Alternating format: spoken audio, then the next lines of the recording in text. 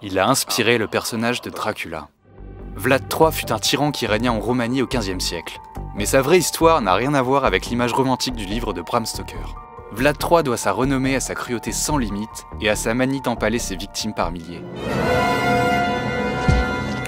Vlad III naît autour de 1431 en Valachie, l'une des principautés qui composent la Roumanie. Son père, Vlad II, avait été évincé du pouvoir par une famille rivale qui occupe le trône. Le jeune Vlad III passe une partie de sa jeunesse en exil, comme otage de luxe à la cour du sultan ottoman. À cette époque, la Valachie est un petit état tampon pris en étau entre deux puissances. Elle est à la fois vassale de la Hongrie et doit aussi payer un tribut aux Turcs. C'est exactement une succession ininterrompue de paix, de trêves. On est dans des espaces de contact, de transfert, de dialogue. Et on verra d'ailleurs plusieurs fois Vlad changer en quelque sorte d'obédience ou d'allégeance. Les seigneurs développent pour leur survie une stratégie de dialogue avec les deux parties. Vlad III, comme son père, appartient à l'Ordre du Dragon, confrérie noble chargée de défendre la chrétienté.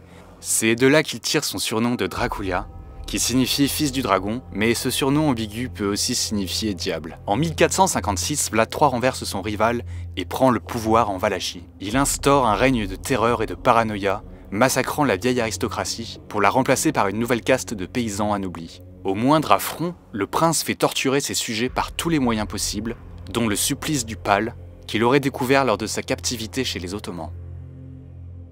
Avec un goût de la mise en scène macabre, il dresse des fourrés de pales pour effrayer ses ennemis. Les victimes de Dracula, paraît-il, tenaient jusqu'à 2-3 jours.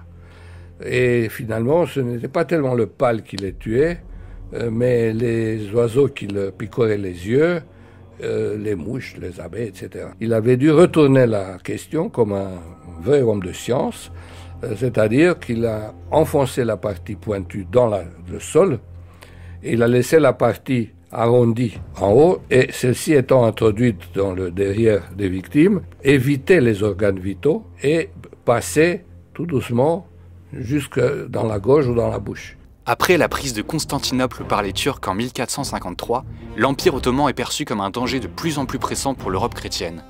Vlad III rompt avec la politique conciliante de son père à l'égard des Turcs. Il se rapproche du roi de Hongrie, Mátyás Korvin, et déclare la guerre aux Ottomans. C'est ça qui provoque évidemment une campagne spécialement dirigée par le sultan de l'Empire ottoman contre la Valachie de Vlad. Le prince réduit en cendres des forteresses turques et des villages, massacrant aussi bien des musulmans que des civils chrétiens vivant sur ces zones. Il va jusqu'à attaquer de nuit le camp du sultan et échoue de peu à le capturer. L'audace de l'attaque terrifie les Turcs, qui finissent par se replier. Mais Vlad III devient de plus en plus isolé et gênant, même pour son camp, à cause de sa folie meurtrière, de son instabilité politique et de son caractère imprévisible. Il est arrêté par son allié Mátyás Korvin et retenu captif durant 12 ans. Vlad III est finalement tué au cours d'une bataille en 1476, peut-être assassiné par son propre camp.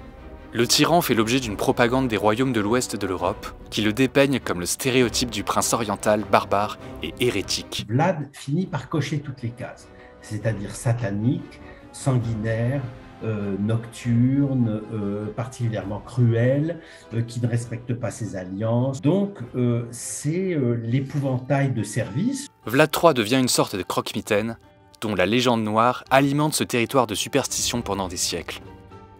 En 1897, le romancier irlandais Bram Stoker s'inspire très librement de Vlad III pour écrire son grand roman de vampire, Dracula.